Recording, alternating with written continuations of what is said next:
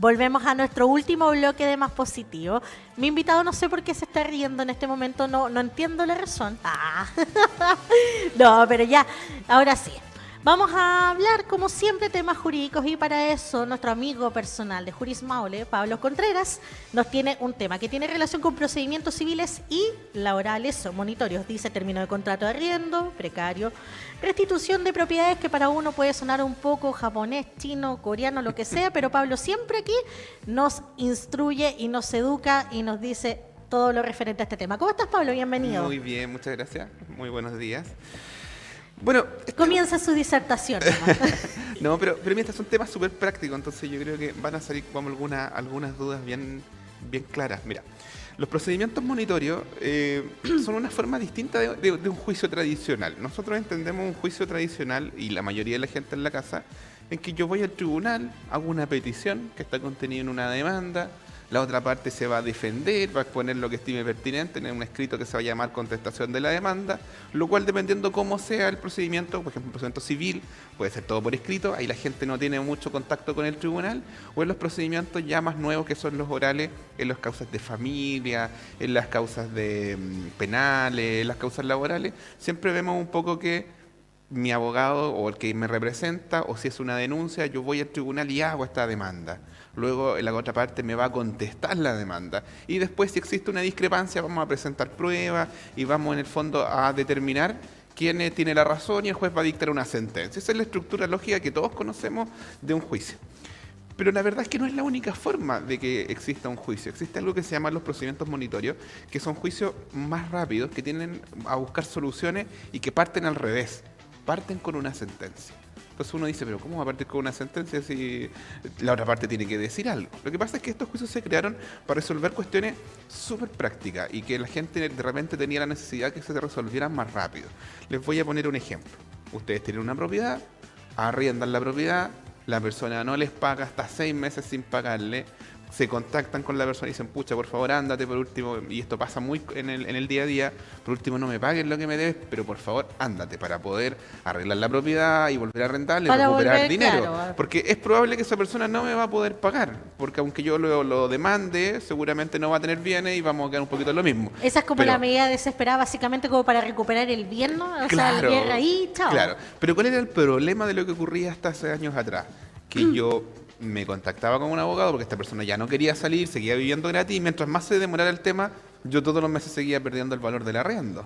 Y probablemente esa persona tampoco pagaba ni luz ni agua. Entonces se me perdía dinero y además se iba acrecentando una deuda con las cuentas de la luz y del agua. Entonces, ¿qué pasaba? Tú ibas donde un abogado y el abogado te decía, chuta, mire, sí, pero esto es un proceso que usted va a tener que demandar, nos van a citar a una audiencia, esa audiencia vamos a presentar las pruebas, ellos van a contestar la demanda y después el juez resuelve.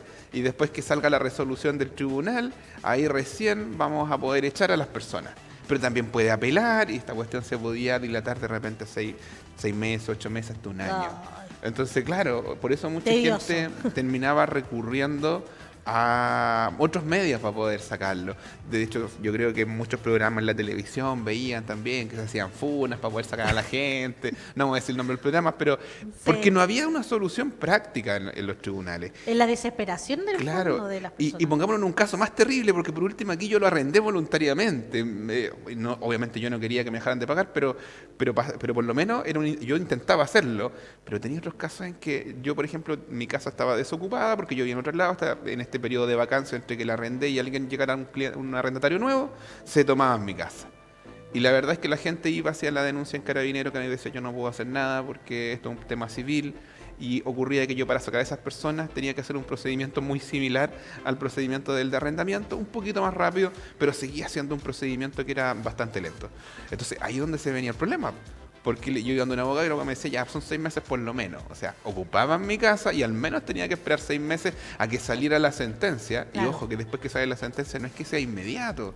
Hay que contratar un receptor, que los vaya a notificar, tienen que salir de la propiedad, no salen, hay que pedir auxilio a la fuerza pública y ahí recién Carabineros tenía las facultades para ir y sacar a las personas. Pero había que coordinarlo con Carabineros y Carabineros no siempre tenía tiempo. O sea, era una cuestión que realmente se podía extender bastante tiempo y dependía también de la carga de trabajo del tribunal.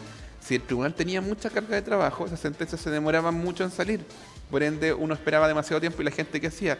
¿Cómo saco a esta gente? A veces Claro. recurría a la violencia o estos mismos programas que en el fondo ejemplificaban mecanismos para poder sacar a la gente, que cortarle la luz, cortarle el agua, etcétera. Pero obviamente no era sano que la gente tuviera que recurrir a ese tipo de situaciones. Entonces, los procedimientos monitorios se convirtieron en una herramienta distinta, en el que yo voy al tribunal, les voy a explicar el caso del arrendamiento, pero que es para casos concretos, no es para todos los problemas de arrendamiento, porque en materia de arrendamiento pueden haber múltiples problemas, que me deterioran la propiedad, que quiero que la persona se vaya, pero me paga, está en el día a día, pero quiero que se vaya porque quiero vender la propiedad o quiero volver a ocuparla, o por ejemplo, tengo un contrato de arriendo y no le establecí una cláusula de reajuste y han pasado 5 años y me paga muy poco. Hay muchos problemas que tienen que ver con el arrendamiento, pero esta ley viene a solucionar 2 problemas súper concretos: que la persona no pague las rentas de arrendamiento o que la persona no pague los gastos de consumo de luz y agua.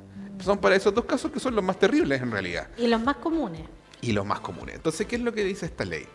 Que si el arrendatario no me paga los gastos de luz o de agua o consumos básicos, que también pueden ser los gastos comunes en el caso de un departamento, o no me paga, en este caso, el arrendamiento, yo voy a poder demandarlo en un procedimiento especial en el cual yo presento la demanda y yo tengo que acreditar 2 cosas: que existe un contrato de arrendamiento y que yo soy el propietario del inmueble que se está arrendando.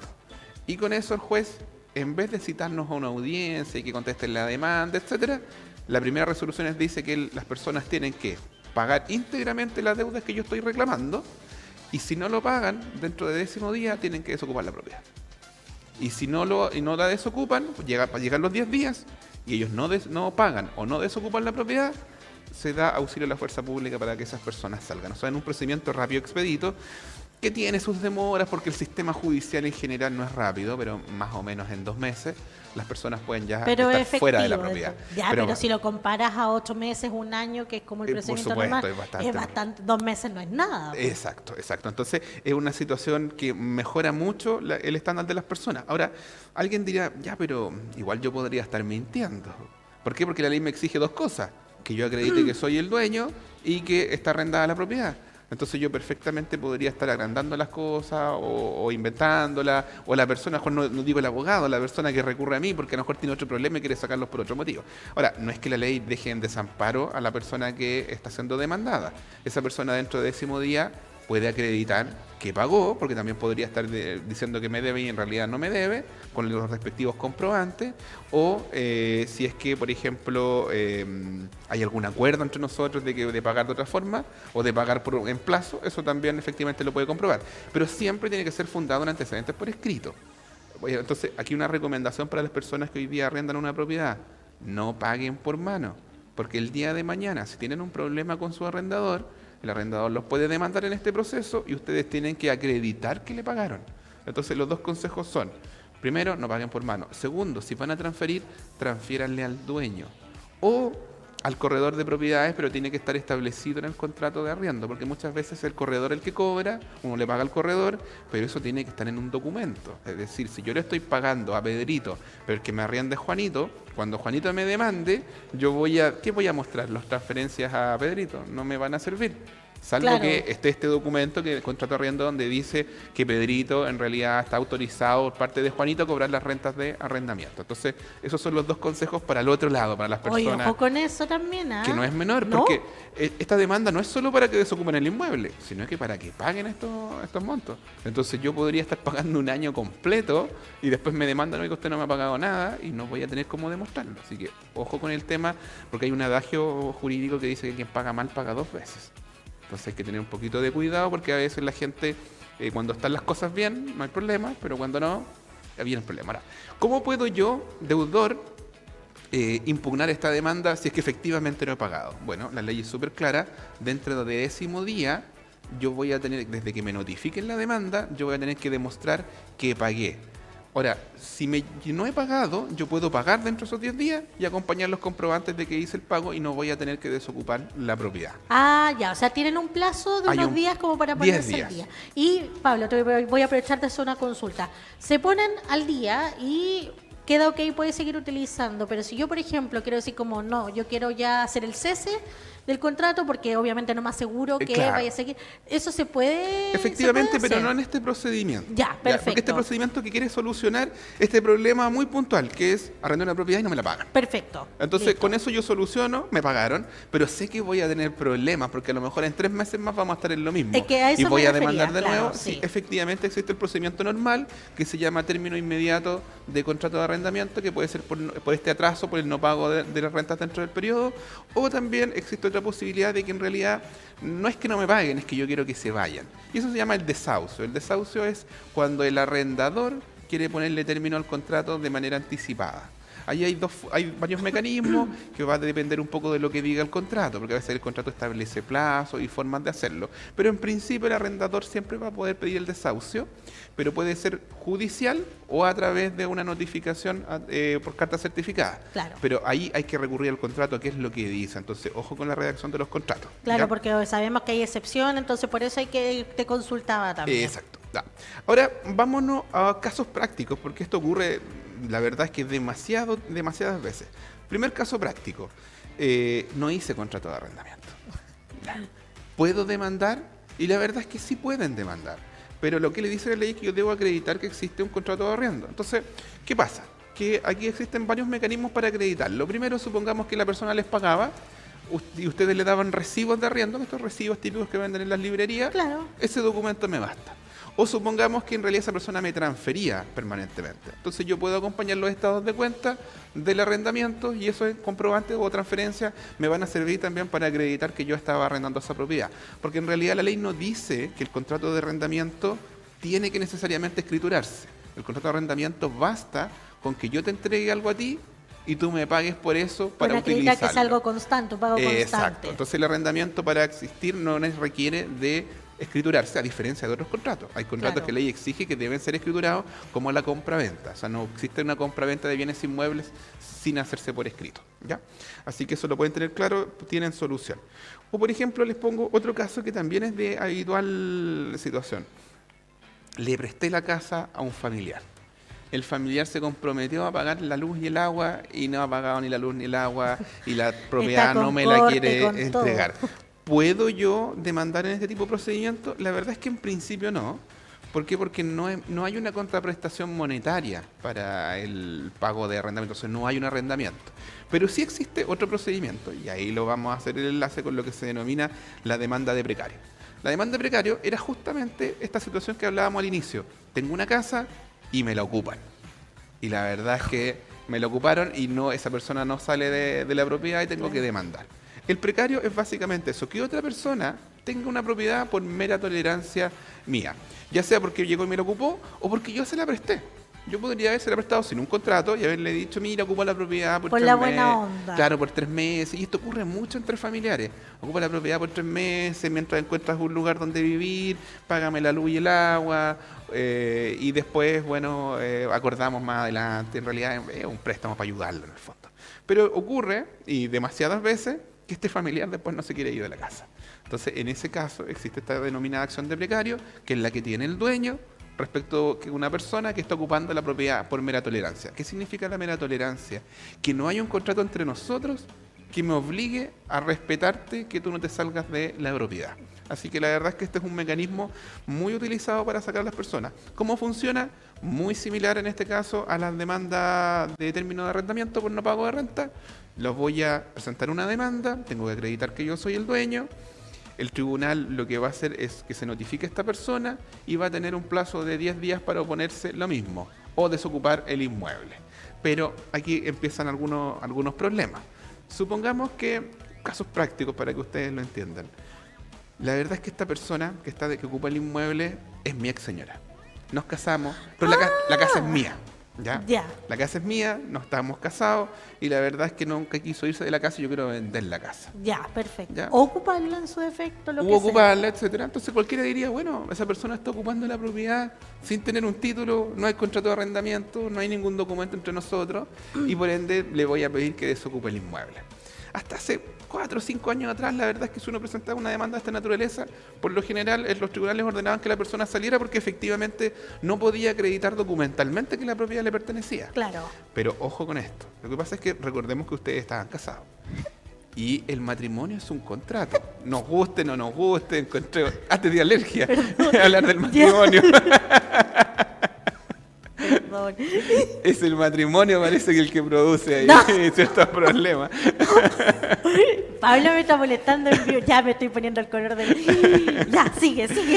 Entonces, claro, el matrimonio es un contrato. Entonces, como contrato establece derechos y obligaciones de las partes y uno de ellos es ayudarse y auxiliarse mutuamente. Entonces, si yo me fui de la casa y después me divorcié, yo la verdad es que no fue mera tolerancia, sino que fue dentro del cumplimiento de mis obligaciones matrimoniales que es socorrer y ayudar al otro cónyuge.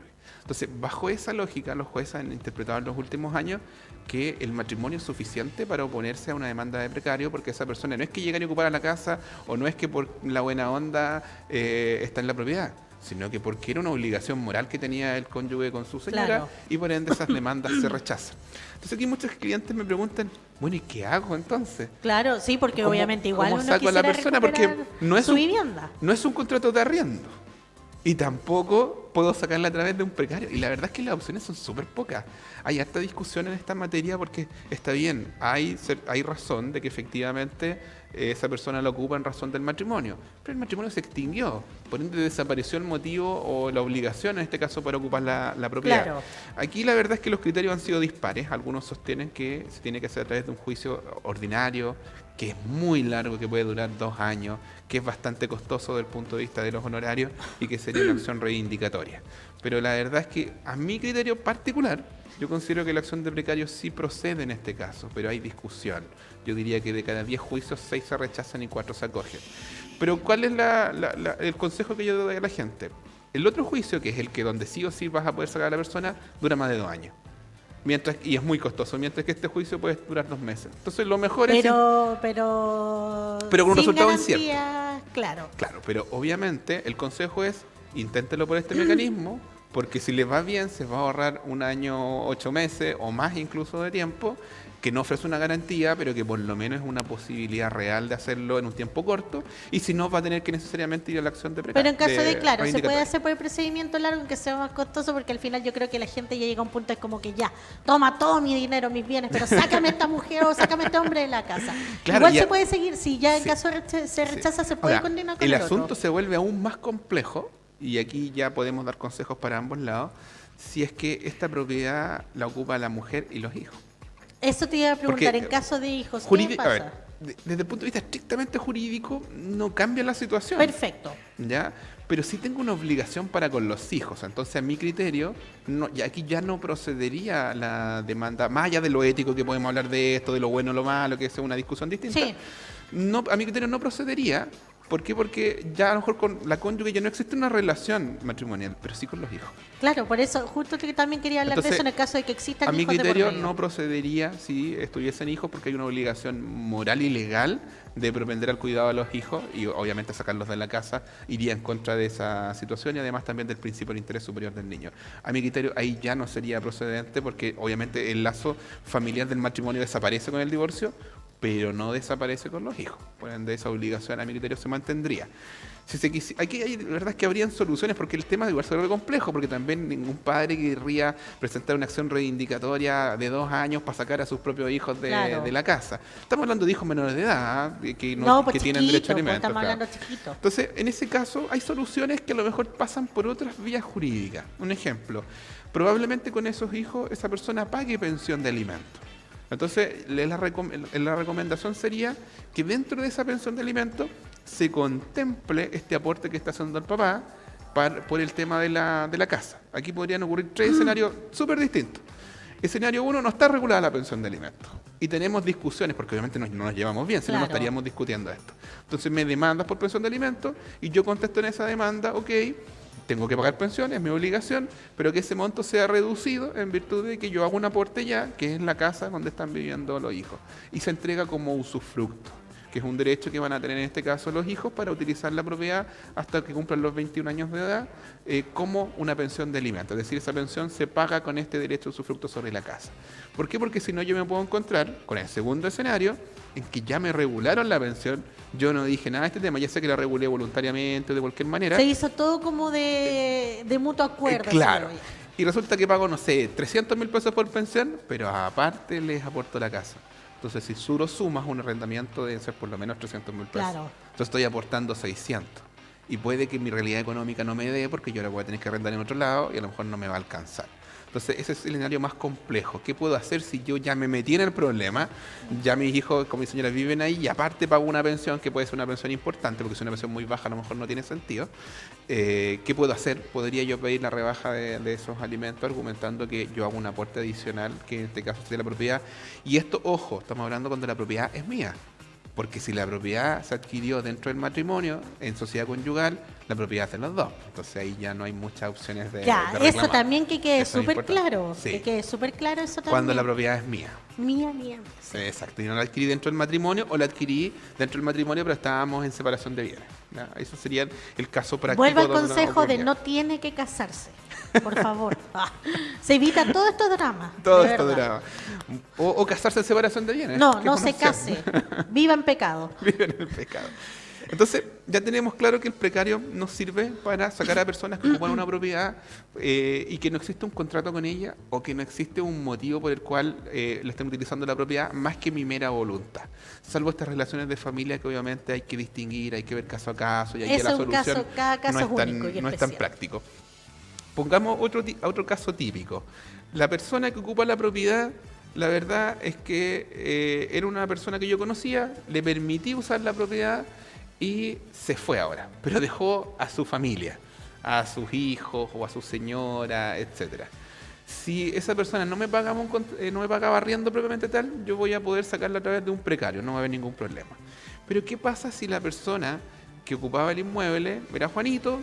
Juanito se fue a vivir con su pareja y Juanito un día de estos me dice, ¿sabes qué? Yo me voy de la propiedad, peleé con mi pareja, así que yo te dejo de pagar arriendo. Pesca sus cosas y se va Juanito. Pero resulta que se queda quedó la pareja de Juanito. Aquí pueden haber dos escenarios distintos. La pareja Juanito se contacta conmigo y ahí yo les recomiendo hagan un nuevo contrato de arrendamiento. No dejen el contrato anterior y que la persona siga pagando en virtud de ese contrato.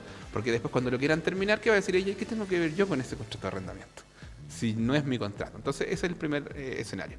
Escenario 2, hablo con la pareja de Juanito y la pareja de Juanito me dice, la verdad es que yo no tengo nada que ver con el asunto, así que yo no pago nada. ¿Cómo puedo sacar a esa persona? ¿A través de un término de contrato de arriendo o a través de una acción de precario? La verdad es que es discutible, pero los tribunales han dicho que esa persona está ahí en virtud de un contrato de arrendamiento, que a lo mejor no era de ella, pero que sí era la pareja de esta persona. Entonces yo voy a tener que demandar a Juanito, a pesar de que desocupó el inmueble. ¿Por qué? Porque Juanito, si tú te fijas, se fue nomás. Y me dijo que no iba a seguir pagando. Pero esa no es la forma en que se terminan los contratos de arrendamiento. Entonces yo voy a poder pedir que se desocupe el inmueble, pero le voy a tener que agregar un apellido y todos los moradores que se encuentren en el lugar.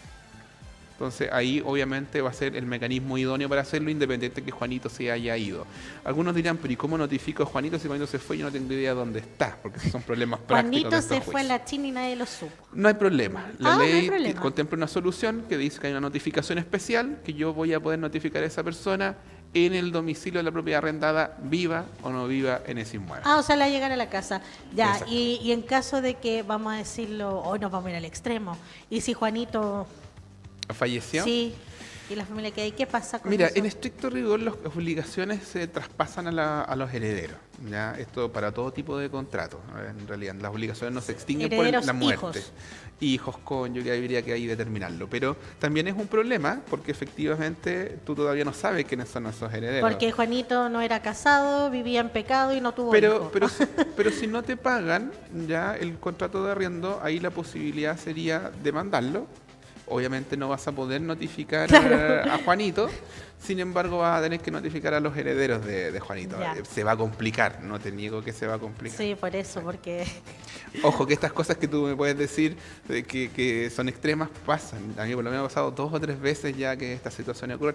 Pero normalmente, cuando se produce por el fallecimiento de una persona, no viene precedido de un incumplimiento real previo. No, pues claro, si fue algo Entonces, casi siempre se fortuito, llega a sí. un acuerdo. Casi siempre se llega a un acuerdo y se asume, esta otra persona asume las obligaciones y sigue pagando a Se veces regulariza con la persona sí, que queda sí. en vida, Se básicamente. tendría que ser muy mala suerte que justo fallece la persona que es la que ocupaba el inmueble y no me pagaba de más. Puede pasar. Es que, pasar. no, claro, Pero- sería como un caso extremo. Sí, bueno, lo siento, soy intensa, me gustan los extremos. Ya. ¿Cuál es el tribunal competente para presentar esta demanda? Perfecto. Es el juzgado civil del lugar donde se encuentre la propiedad. Eso es lo relevante. ¿Ya?